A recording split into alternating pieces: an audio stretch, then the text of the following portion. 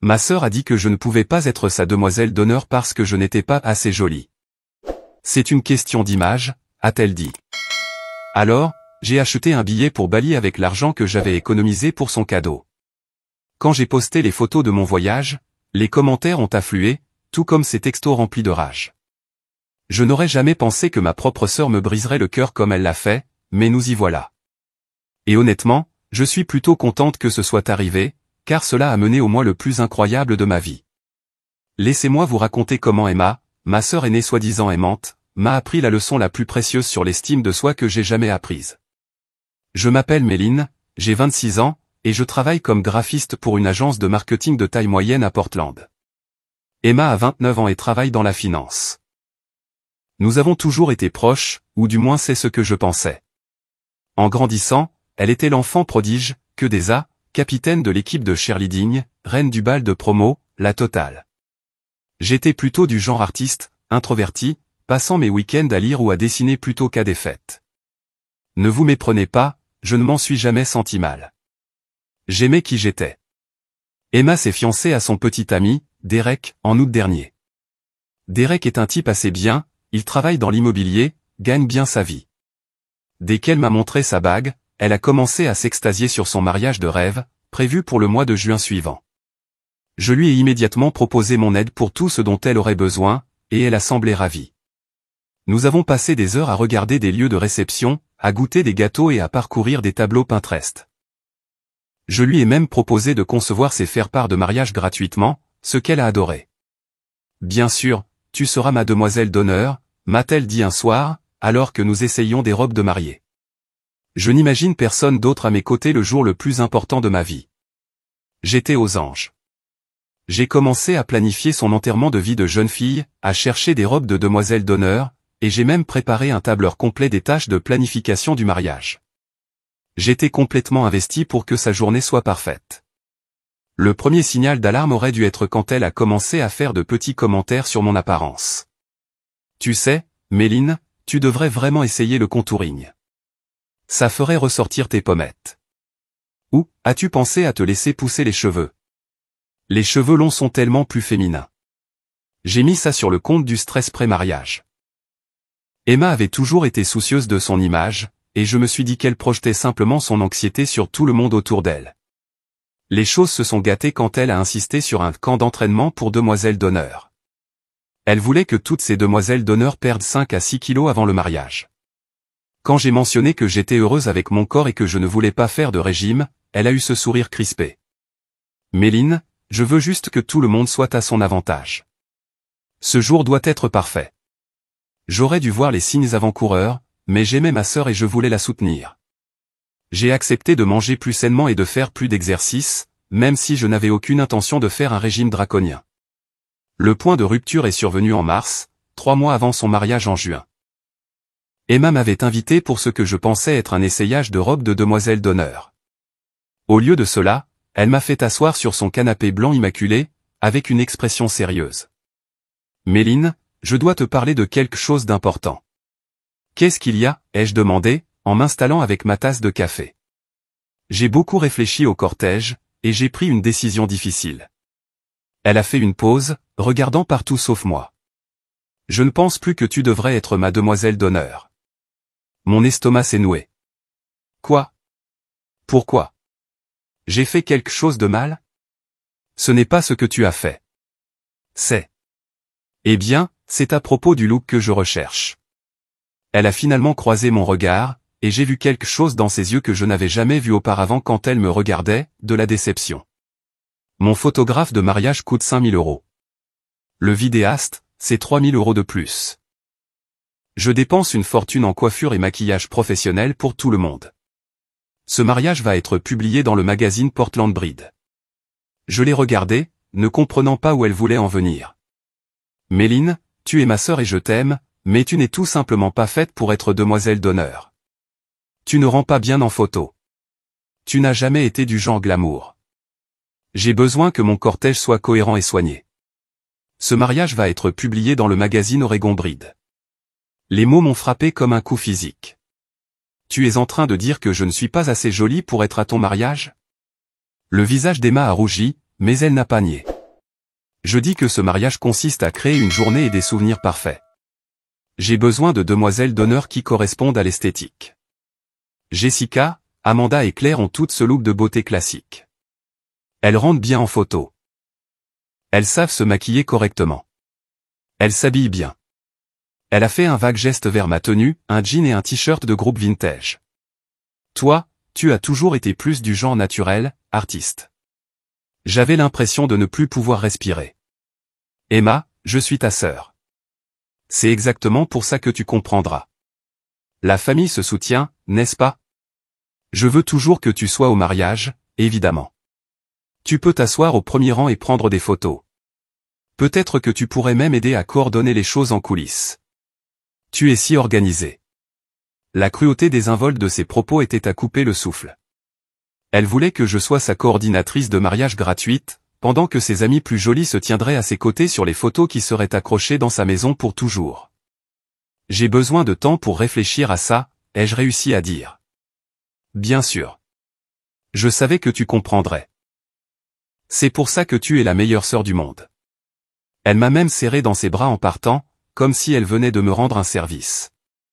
Je suis rentré chez moi complètement abasourdi. Quand je suis arrivé à mon appartement, je me suis regardé longuement dans le miroir de la salle de bain. J'ai vu le même visage que j'avais toujours vu. Des yeux marrons, des taches de rousseur sur le nez, des cheveux au beurre mi-long, un sourire que les gens avaient toujours qualifié de chaleureux. Je n'étais pas un mannequin, mais je ne m'étais jamais trouvé laide. J'avais eu des petits amis, y compris ma relation actuelle avec Jake, qui me disaient que j'étais belle tous les jours. Mais apparemment, je n'étais pas assez jolie pour le mariage de ma propre sœur.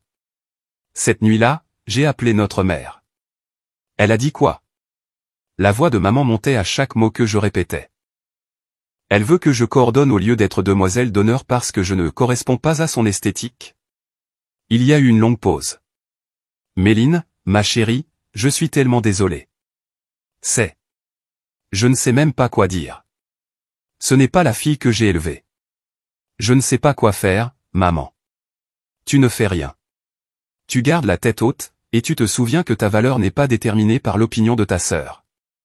Et si je suis honnête, je pense qu'Emma s'est tellement laissée emporter par ce mariage qu'elle a perdu de vue ce qui compte vraiment. Après avoir raccroché, je me suis assise dans mon salon et j'ai pleuré. Pas seulement à cause de la douleur, mais aussi à cause de la perte de la relation que je pensais avoir avec Emma. La sœur que j'avais admirée et à qui j'avais aspiré toute ma vie venait de me dire que je n'étais pas assez bien pour me tenir à ses côtés le jour le plus important de sa vie. Mais alors que les larmes séchaient, quelque chose d'autre a commencé à monter dans ma poitrine, de la colère. Pas seulement contre Emma, mais aussi contre moi-même pour avoir envisagé, ne serait-ce qu'une seconde, qu'elle puisse avoir raison. J'ai pensé à tout l'argent que j'avais déjà dépensé pour son mariage, la fête de fiançailles que j'avais organisée pour elle et Derek, 350 €, la fête prénuptiale que j'avais co-organisée, 280 €, l'enterrement de vie de jeune fille à Vegas que j'avais organisé et partiellement financé, 750 €. Sans parler de la robe de demoiselle d'honneur que j'avais déjà commandée, 180 €. Et le cadeau de mariage que je prévoyais d'acheter sur leur liste, le mixeur KitchenAid à 450 € dont elle ne cessait de parler. J'ai tout additionné, 2010 €. Plus de 2000 € que j'avais dépensés pour célébrer une femme qui pensait que je n'étais pas assez jolie pour me tenir à ses côtés sur les photos. C'est là que j'ai eu mon moment de lucidité. Je suis allé sur mon ordinateur portable et j'ai annulé la commande du cadeau de mariage. Remboursement intégral. Puis je suis allé sur la liste de mariage d'Emma et j'ai regardé tous les articles chers qu'elle avait choisis, le linge de lit de luxe, la vaisselle de luxe, les appareils électroménagers haut de gamme. J'ai fermé l'ordinateur portable sans rien acheter. Au lieu de cela, j'ai ouvert un nouvel onglet de navigateur et j'ai commencé à chercher des vols pour l'Asie du Sud-Est. J'avais toujours voulu voyager seul, mais je n'avais jamais eu l'argent ni le courage. Eh bien, maintenant j'avais l'argent, et Emma m'avait définitivement donné le courage. Bali avait l'air incroyable, des plages de sable blanc, des temples anciens, des rizières en terrasses luxuriantes, des retraites de yoga, une nourriture incroyable. Je pouvais obtenir un billet aller-retour et y rester 3 semaines pour environ 2200 €, en utilisant parfaitement tout l'argent que j'avais prévu de dépenser pour les célébrations du mariage d'Emma. J'ai réservé le voyage cette nuit-là. Le lendemain matin, j'ai appelé Emma pour lui annoncer ma décision de refuser d'être sa coordinatrice de mariage. Comment ça, tu ne peux pas aider à la coordination, a-t-elle demandé. Je veux dire, je ne serai pas disponible. Je serai à Bali pendant 3 semaines, à partir du lundi précédant ton mariage. Il y a eu un silence. Bali? Tu vas manquer mon mariage pour des vacances? Emma, tu as très clairement dit que ma présence n'était pas importante pour toi. Tu ne veux pas de moi dans ton cortège, alors j'ai décidé de m'offrir quelque chose qui me rendra vraiment heureuse. Mais tu es ma sœur. Bien sûr que ta présence est importante. Assez importante pour me tenir à tes côtés? Un autre silence. C'est bien ce que je pensais, ai-je dit. Passe un beau mariage, Emma. Je suis sûr que ton esthétique sera parfaite. J'ai raccroché avant qu'elle ne puisse répondre. Les semaines suivantes ont été un tourbillon de préparatifs. J'ai obtenu mon visa, acheté du matériel de voyage, recherché des activités et réservé des hébergements. J'ai également demandé 3 semaines de vacances à mon travail. Heureusement, j'avais économisé mes jours pour quelque chose de spécial, même si je n'aurais jamais imaginé que ce serait ça. J'ai commencé à faire plus d'exercice et à mieux manger, non pas pour l'esthétique d'Emma, mais parce que je voulais me sentir forte et confiante pour mon aventure en solo. Jake a été d'un soutien incroyable. Je suis fier de toi d'avoir choisi de te mettre en premier, a-t-il dit. Ce qu'Emma a dit est inexcusable. Tu mérites tellement mieux. Mes parents étaient partagés. Ils comprenaient ma décision, mais s'inquiétaient du drame familial que cela provoquerait. Je leur ai dit que je comprenais leur position, mais que je n'allais pas faire semblant d'être d'accord avec le traitement d'Emma, juste pour maintenir la paix. La nouvelle de mon voyage à Bali a commencé à se répandre dans notre famille élargie et nos cercles d'amis. Ma cousine Maria m'a appelé, indignée en mon nom. Emma a fait quoi? Tu te moques de moi? Méline, tu es magnifique. Et même si tu ne l'étais pas, tu es sa sœur. Ma colocataire d'université, Ashley, a été encore plus directe quand je lui ai raconté l'histoire autour d'un verre. Emma a toujours été jalouse de toi, tu sais ça, n'est-ce pas? Tu as cette beauté naturelle et ce talent artistique sans effort qu'elle n'a jamais eu. Elle a toujours dû travailler 2 fois plus dur pour tout, les notes parfaites, le corps parfait, le petit ami parfait. Toi, tu es juste qui tu es, sans tous ces efforts, et ça la rend probablement folle. Je n'y avais jamais pensé de cette façon. En grandissant, j'avais toujours vu Emma comme la personne qui réussissait, celle qui avait tout sous contrôle. Mais Ashley m'a fait réfléchir à la pression qu'Emma se mettait pour être parfaite dans tous les domaines de sa vie. Ça n'excuse pas ce qu'elle a dit, a poursuivi Ashley. Mais ça l'explique. Elle t'en veut probablement depuis des années, et le stress du mariage lui a juste donné une excuse pour dire enfin ce qu'elle pensait. Cette conversation m'a fait réaliser que la cruauté d'Emma s'était peut-être construite depuis longtemps. J'ai commencé à repenser à de subtils commentaires qu'elle avait fait au fil des ans, la façon dont elle me suggérait gentiment d'essayer différentes techniques de maquillage ou style vestimentaire, la façon dont elle me présentait toujours comme sa petite sœur artiste, avec un ton qui donnait l'impression que c'était une limitation plutôt qu'une force. Plus j'y pensais, plus je devenais en colère, non seulement contre Emma, mais aussi contre moi-même pour ne pas avoir reconnu le schéma plus tôt. J'avais été si concentré sur le fait de la soutenir et de maintenir notre relation que j'avais ignoré toutes les petites façons dont elle avait sapé ma confiance pendant des années. Pendant ce temps, Emma ne gérait clairement pas bien mon absence. Elle n'arrêtait pas d'essayer d'obtenir des informations sur mon voyage par l'intermédiaire de nos parents et de nos amis communs. Maman m'a dit qu'Emma avait appelé plusieurs fois, demandant quand exactement je partais et si j'allais vraiment jusqu'au bout. Elle semble sincèrement paniquer à l'idée que tu ne sois pas là, a dit maman lors d'une de nos conversations téléphoniques. Je pense qu'elle s'attendait à ce que tu cèdes et que tu acceptes de coordonner après tout. Eh bien, elle avait tort, ai-je répondu. J'étais en train de me faire une pédicure, m'offrant un peu de dorlotage avant le voyage. Je ne changerai pas d'avis. 2 semaines avant le mariage, Emma s'est présentée à mon appartement sans prévenir. J'étais en train de faire mes valises quand j'ai entendu la sonnette. Quand j'ai ouvert la porte et que je l'ai vue debout, les yeux rouges et un faux sourire, mon estomac s'est noué. Salut, Méline. On peut parler? J'ai envisagé de ne pas la laisser entrer, mais la curiosité l'a emportée. Bien sûr. Elle s'est assise sur mon canapé et a regardé ma valise ouverte et mon matériel de voyage éparpillé dans le salon. Alors, tu le fais vraiment? Oui, je le fais vraiment. Méline, j'ai réfléchi à notre conversation et je me rends compte que je me suis peut-être mal exprimé. Je n'essayais pas de dire que tu n'es pas belle. Tu sais que je te trouve belle. J'étais juste stressé par les photos, l'article dans le magazine et tout le reste. Tu comprends, n'est-ce pas? Je l'ai regardée fixement. Même maintenant, elle ne pouvait pas admettre ce qu'elle avait réellement dit. Emma, tu m'as dit que je ne rendais pas bien en photo et que je n'étais pas faite pour être demoiselle d'honneur. Tu as dit que tu avais besoin de demoiselles d'honneur qui correspondent à ton esthétique. Qu'est-ce que tu penses que ça voulait dire exactement? Elle avait l'air mal à l'aise. Je voulais juste dire que le photographe a un style très spécifique et je voulais m'assurer que tout le monde ait l'air cohérent sur les photos. Ce n'était pas personnel. En quoi dire à sa sœur qu'elle n'est pas assez jolie pour être dans son cortège de mariage n'est pas personnel. Je n'ai jamais dit que tu n'étais pas assez jolie. Tu as dit que je ne rendais pas bien en photo, que je n'étais pas glamour et que je ne correspondais pas à ton esthétique. Quelle est la différence? La façade d'Emma a commencé à se fissurer. La différence, c'est que c'est mon mariage. Mon seul jour pour avoir tout exactement comme je le veux. Je dépense une fortune pour ça et je mérite que ma vision se réalise. Et ta vision n'inclut pas ta sœur? Ce n'est pas ce que j'ai dit. C'est exactement ce que tu as dit. Tu as proposé de me laisser coordonner en coulisses à la place.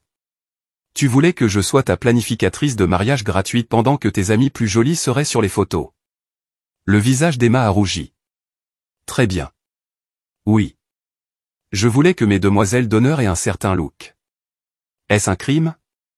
C'est mon mariage. Voilà. La vérité est enfin sortie quand elle a été assez en colère pour arrêter de faire semblant. Merci d'être honnête, ai-je dit calmement. Maintenant, s'il te plaît, pars. Méline, attends. Je ne le pensais pas comme ça. Je suis juste stressé. Emma, tu pensais exactement ce que tu as dit. Tu penses que tes amis sont plus jolis que moi, et tu ne voulais pas de moi sur tes photos à cause de ça. Je comprends parfaitement. C'est pourquoi je vais à Bali au lieu de ton mariage. Elle s'est mise à pleurer alors. De vraies larmes, pas les fausses de son entrée. Tu ne peux pas manquer mon mariage pour ça. Tu es ma sœur.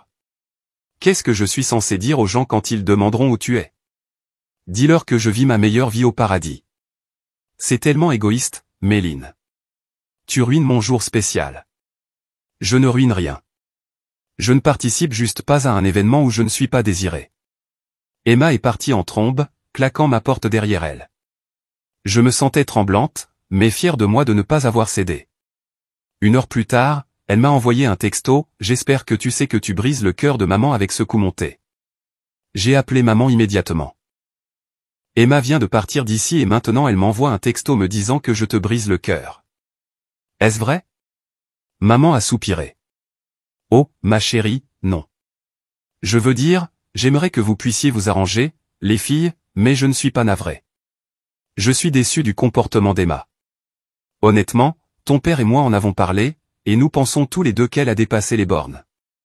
Elle vient de passer et a finalement admis qu'elle pense que ses amis sont plus jolis que moi et que c'est pour ça qu'elle ne me veut pas sur les photos. Elle a dit ça quand je l'ai poussée à être honnête, oui.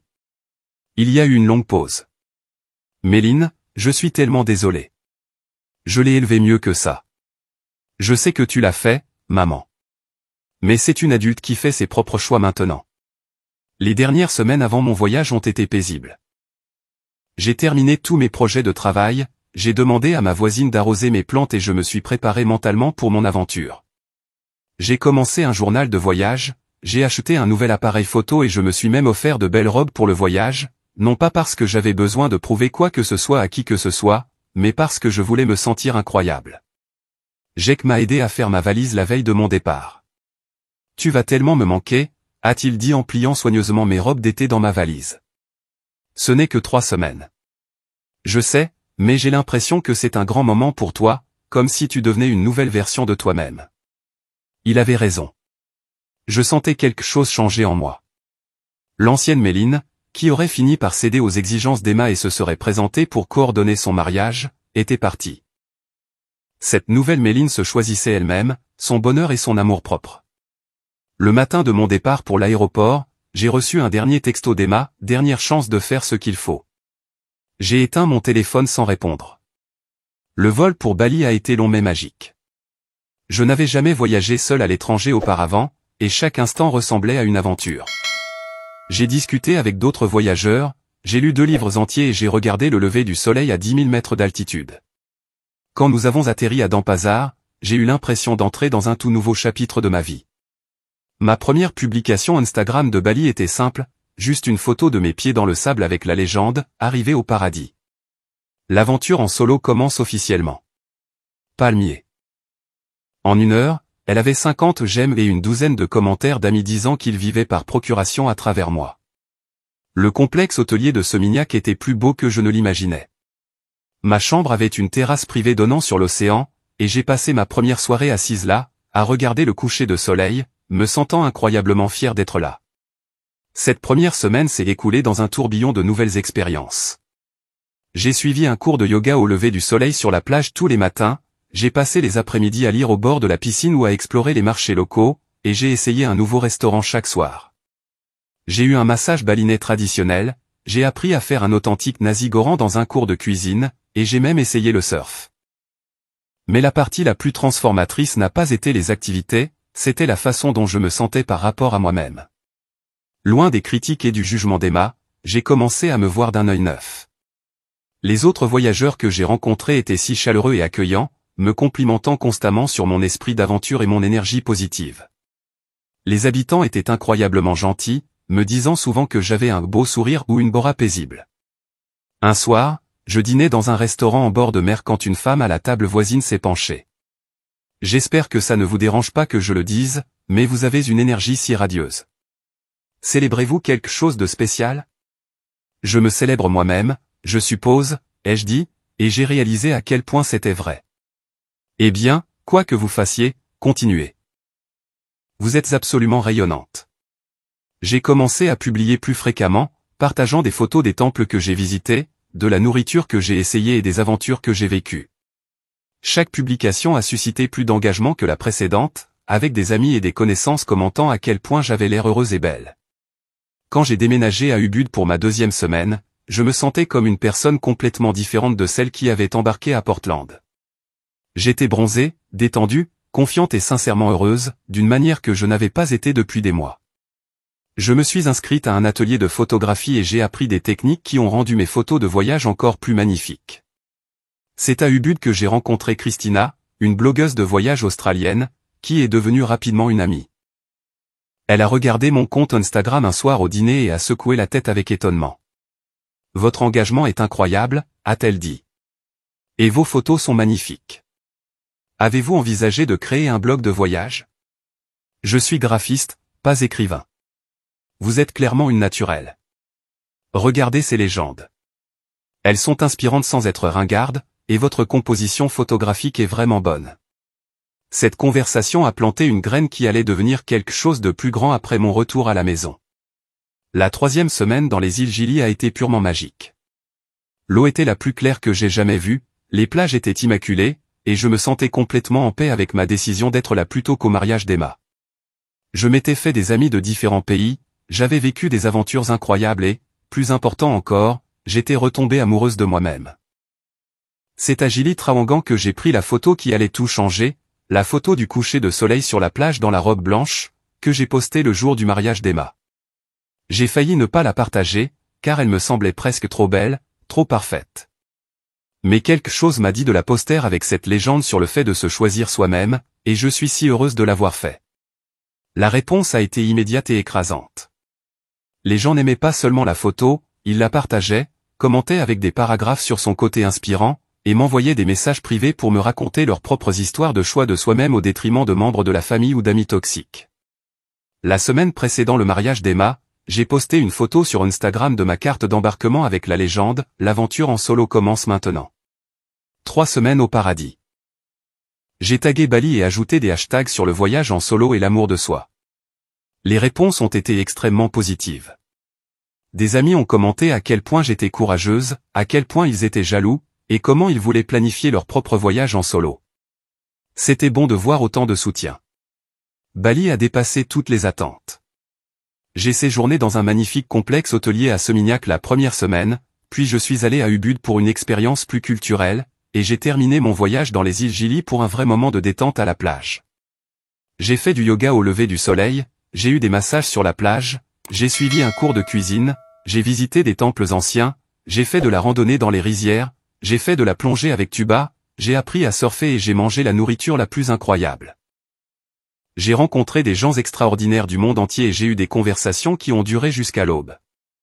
Mais plus que les activités, c'est le sentiment de liberté totale et d'acceptation de soi qui a rendu le voyage magique. Je me suis sentie belle d'une manière que je n'avais pas été depuis des mois, non pas à cause de mon apparence, mais à cause de ce que je ressentais, forte, indépendante, aventureuse et capable. J'ai posté des photos régulièrement tout au long de mon voyage. Des photos de coucher de soleil prises lors de séances de yoga, des photos d'offrandes colorées dans les temples, des photos de moi riant avec de nouveaux amis au dîner, des photos de surf que Jack m'a aidé à légender avec humour, des photos de la nourriture incroyable et des photos de paysages de rizières en terrasse et de plages qui ressemblaient à des cartes postales. La réponse a augmenté régulièrement. Chaque publication a obtenu plus de j'aime et de commentaires que je n'en avais jamais reçus auparavant. À la fin de ma première semaine, mes publications obtenaient de 100 à 200 j'aime chacune, avec des amis et des connaissances commentant à quel point j'avais l'air incroyable et à quel point ils étaient jaloux de mon aventure. Les gens ont commencé à partager mes publications dans leurs stories et à identifier des amis qu'ils pensaient être inspirés par le voyage en solo. Le jour qui aurait dû être celui du mariage d'Emma, le samedi 15 juin, j'ai posté une photo de moi au coucher du soleil sur une plage immaculée de Gili Trawangan. Je portais une robe blanche fluide que j'avais achetée sur un marché local. Ma peau était dorée par 3 semaines de soleil, mes cheveux en vagues naturelles de plage, et je souriais sincèrement. J'avais l'air détendue et radieuse, d'une manière que je n'avais jamais vue sur des photos de moi auparavant. La légende disait, parfois, la meilleure décision est de se choisir soi-même. 3 semaines de voyage en solo au paradis m'ont rappelé que la beauté vient du fait de se sentir confiant, aventureux et libre. Reconnaissante pour ce voyage incroyable et toutes les personnes extraordinaires que j'ai rencontrées en chemin.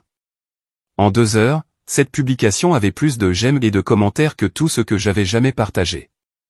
Amis, collègues, connaissances, et même des gens que je connaissais à peine commentaient « Tu es absolument radieuse. C'est la plus belle que je t'ai jamais vue. » Objectif. Tu es rayonnante. Quelle inspiration. L'engagement a continué de croître tout au long de la journée, à mesure que les gens partageaient et identifiaient d'autres personnes. C'est là que les textos d'Emma ont commencé. J'avais débloqué son numéro la veille, curieuse de voir si elle me contacterait le jour de son mariage. Le premier est arrivé à 23h, heure de Bali, 8h, heure de Portland, juste après la fin de sa cérémonie de mariage. Vraiment? Tu postes des photos de plage le jour de mon mariage? Puis, as-tu la moindre idée de ton égoïsme?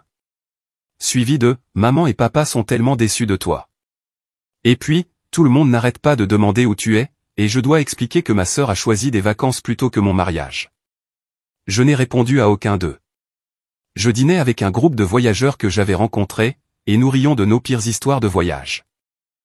Je n'allais pas laisser la négativité d'Emma pénétrer ma bulle de bonheur, mais elle n'avait pas fini. Le lendemain matin, je me suis réveillé avec une série de messages de plus en plus en colère. Ton petit coup de pub sur les réseaux sociaux embarrasse toute notre famille. Jessica m'a montré ton Instagram. Tu vas vraiment faire semblant d'être une sorte d'influenceuse de voyage maintenant? Tu as l'air désespéré d'attention. Tout le monde voit ce que tu fais. Tu essaies de me faire passer pour une mauvaise personne le jour de mon mariage. C'est tellement immature, Méline. Tu as 26 ans. Et puis le message qui m'a fait éclater de rire, tu sais quoi? Je suis contente que tu n'aies pas été à mon mariage. Tu ne sais clairement pas comment être solidaire ou mettre la famille en premier. Derek a dit que sa sœur ne ferait jamais un truc pareil. J'ai fait une capture d'écran de ce dernier message et je l'ai montré à ma nouvelle amie australienne, Cathy, au petit déjeuner. Ta sœur a l'air d'être un sacré numéro, a-t-elle dit. Tu as évité une balle en n'étant pas à ce mariage. Les messages ont continué toute la journée. Emma était clairement obsédée par ma présence sur les réseaux sociaux au lieu de profiter de sa lune de miel. Chaque texto était plus en colère que le précédent, m'accusant de tout, de la jalousie à la recherche d'attention en passant par la tentative délibérée de gâcher son jour spécial. J'ai finalement répondu par un seul message, Emma, je suis désolé que tu ne profites pas de ta lune de miel. J'espère qu'à ton retour, tu pourras réfléchir à la façon dont nous en sommes arrivés là. Je t'aime, mais je n'accepterai pas d'être traité comme une moins que rien. Profite de la vie de couple. Puis j'ai de nouveau bloqué son numéro et je suis allé faire de la plongée avec tuba. La publication Instagram du jour du mariage d'Emma a continué à gagner en popularité tout au long de ma dernière semaine à Bali. Le temps que je rentre chez moi, elle avait plus de 400 j'aime et 75 commentaires. Les gens la partageaient dans leurs stories et identifiaient des amis. Quelques blogueurs de voyage m'ont même contacté pour me demander mon itinéraire. Mais le meilleur n'était pas l'attention des réseaux sociaux, c'était ce que je ressentais pour moi-même. 3 semaines de voyage en solo m'avaient rappelé qui j'étais, en dehors des opinions de ma famille. J'étais capable, aventureuse, intelligente et, oui, belle. Non pas parce que je correspondais à une norme étroite de beauté conventionnelle, mais parce que je vivais de manière authentique et sans peur. Quand je suis rentré à Portland, Jake est venu me chercher à l'aéroport avec des fleurs. « Tu es incroyable », a-t-il dit en me faisant tourner. « Sérieusement, tu es rayonnante. »« Je me sens incroyable », lui ai-je dit, et je le pensais. Mes parents sont venus dîner le soir suivant.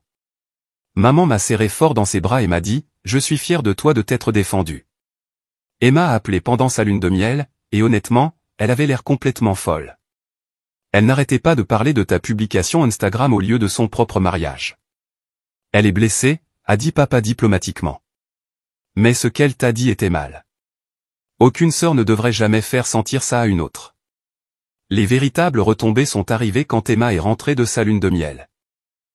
Elle avait apparemment passé une bonne partie de son temps au Mexique à consulter les réseaux sociaux et à s'énerver de plus en plus face à la réponse positive à mes publications de voyage. À son retour, elle a appelé ma mère en pleurant. Méline essaie de me voler la vedette, a-t-elle sangloté. Elle a planifié tout ce voyage pour attirer l'attention le jour de mon mariage. Regarde tous les commentaires sur ces photos. Les gens font comme si elle était une sorte d'inspiration alors qu'elle a abandonné sa famille. Maman, à son crédit, ne l'a pas dorlotée. Emma, Méline est partie en voyage parce que tu lui as dit qu'elle n'était pas assez jolie pour être à ton mariage. Si tu la voulais là-bas, tu n'aurais pas dû être si cruel. Je n'ai jamais dit qu'elle n'était pas assez jolie. Tu as dit qu'elle ne correspondait pas à ton esthétique et qu'elle ne pouvait pas être sur les photos. Qu'est-ce que tu pensais que ça voulait dire exactement? La conversation a apparemment dégénéré à partir de là, Emma accusant tout le monde de prendre mon parti et de ne pas comprendre à quel point la planification du mariage avait été stressante. 2 semaines après son retour, Emma m'a finalement contacté directement. Elle s'était débloquée et m'avait envoyé un long message texte. « Méline, j'ai beaucoup réfléchi à tout ce qui s'est passé. Je sais que tu es en colère et que j'aurais peut-être pu mieux gérer les choses, mais tu dois comprendre la pression que j'avais. Ce mariage nous a coûté 60 000 €. J'avais besoin que tout soit parfait.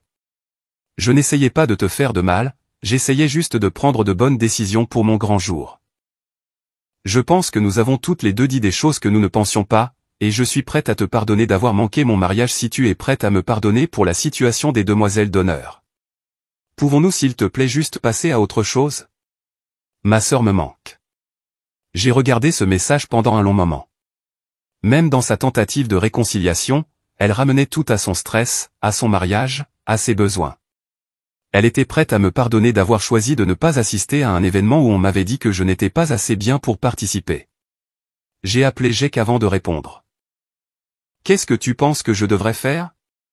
Qu'est-ce que tu veux faire ?» a-t-il demandé doucement. « Je veux retrouver ma sœur, mais je veux la sœur qui ne m'aurait jamais dit ces choses en premier lieu. C'est peut-être l'occasion de fixer des limites, a-t-il dit, et de voir si elle est prête à changer vraiment. » J'ai réfléchi à cette conversation pendant des jours avant de répondre à Emma. Quand je l'ai finalement fait, je l'ai gardé simple. « Emma, je t'aime et je veux avoir une relation avec toi, mais cela exige que tu comprennes pourquoi ce que tu as dit était si blessant et que tu t'en excuses sincèrement. Tu ne m'as pas seulement exclu de ton cortège de mariage, tu m'as dit que je n'étais pas assez attirante pour être sur tes photos. Ce n'est pas à cause du stress du mariage, c'est à cause de la façon dont tu me vois en tant que personne. Si tu veux reconstruire notre relation, nous devons commencer par l'honnêteté sur ce qui s'est réellement passé. » Sa réponse est arrivée rapidement. Je me suis excusé. J'ai dit que j'aurais pu mieux gérer ça. Qu'est-ce que tu veux de plus de moi? Et c'est là que j'ai réalisé qu'Emma ne comprenait vraiment pas ce qu'elle avait fait de mal. Dans son esprit, elle avait pris une décision raisonnable concernant son esthétique de mariage, et j'avais surréagi en choisissant de voyager au lieu d'assister. J'ai décidé de lui donner une dernière chance de comprendre. Je lui ai envoyé la publication Instagram du jour de son mariage, ainsi que des captures d'écran de certains des commentaires. Voici ce que les gens ont dit de mon apparence le jour de ton mariage. Ce sont des gens qui nous connaissent toutes les deux. Penses-tu toujours que je n'étais pas assez jolie pour être sur tes photos? Elle n'a jamais répondu à ce message. Cela fait 6 mois depuis le mariage d'Emma, et nous ne nous parlons toujours pas vraiment. Nous échangeons des politesses lors des réunions de famille, mais la proximité que nous avions autrefois a disparu. Ça me rend triste, mais je ne suis pas prête à faire semblant que son comportement était acceptable juste pour maintenir une relation. Le côté positif inattendu, c'est à quel point ce voyage a changé ma perspective sur tout. J'ai continué à voyager seul, faisant des week-ends dans le nord-ouest du Pacifique et planifiant une autre aventure internationale pour l'année prochaine. J'ai créé un compte Instagram de voyage qui a maintenant plus de 1200 abonnés, une communauté modeste mais engagée de personnes intéressées par le voyage en solo et l'autonomisation. J'ai même décroché quelques contrats en freelance, concevant des guides de voyage et du contenu pour les réseaux sociaux pour des entreprises de tourisme local. Plus important encore, j'ai appris à faire confiance à mon propre jugement sur ma valeur. L'opinion d'Emma sur mon apparence ne dit rien sur moi et tout sur ses insécurités et ses priorités. Les centaines de personnes qui ont commenté mes photos de voyage en me disant que j'étais belle et inspirante n'ont pas tort. Le regard que Jack me porte tous les jours n'est pas faux. La confiance que je ressens dans ma propre peau n'est pas une illusion. Il y a quelques semaines, j'ai croisé Jessica, l'une des demoiselles d'honneur d'Emma, dans un café. Elle avait l'air vraiment mal à l'aise quand elle m'a vu. Méline. Salut. Comment vas-tu? Je vais très bien, Jessica. Et toi? Bien, bien. Je voulais juste dire que je me suis senti vraiment mal à propos de ce qui s'est passé avec le mariage. Emma était si stressée, et je pense qu'elle a pris des décisions qu'elle regrette probablement maintenant. J'ai apprécié qu'elle essaie d'être diplomate. J'espère qu'elle est heureuse, ai-je dit, et je le pensais. Elle l'est, mais... Je ne sais pas. Les choses n'ont plus été les mêmes dans notre groupe d'amis depuis lors. Quelques-unes d'entre nous se sont senties vraiment mal à l'aise avec la façon dont elle a géré tout ça avec toi. Intéressant, ai-je dit avec un petit sourire. La quête de l'esthétique parfaite d'Emma a apparemment eu des conséquences au-delà de la perte de sa relation avec moi. Eh bien, j'espère que les choses s'arrangeront pour tout le monde, ai-je ajouté. Et j'espère qu'Emma a appris quelque chose de tout ça. Jessica a hoché la tête. Tes photos de voyage étaient incroyables, au fait. Tu as l'air si heureuse. Je l'étais. Je le suis. Et c'est la vérité.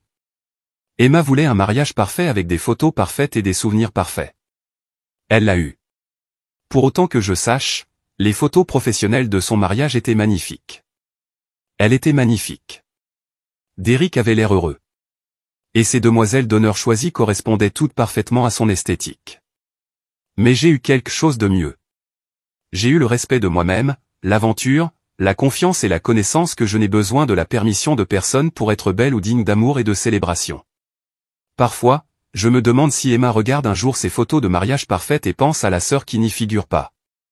Je me demande si elle regrette d'avoir choisi l'esthétique plutôt que la famille, la perfection plutôt que l'amour. Mais la plupart du temps, je ne pense plus du tout au mariage d'Emma. Je suis trop occupé à planifier ma prochaine aventure et à vivre une vie qui me fait me sentir belle à l'intérieur comme à l'extérieur. La meilleure vengeance, s'avère-t-il, n'est pas de comploter contre quelqu'un qui vous a fait du mal. C'est de vivre si bien que leur opinion devient sans importance. Emma pensait que je n'étais pas assez jolie pour sa journée parfaite, mais Bali m'a appris que je suis assez belle pour ma propre vie parfaite. Et c'est une leçon qui vaut plus que n'importe quelle robe de demoiselle d'honneur.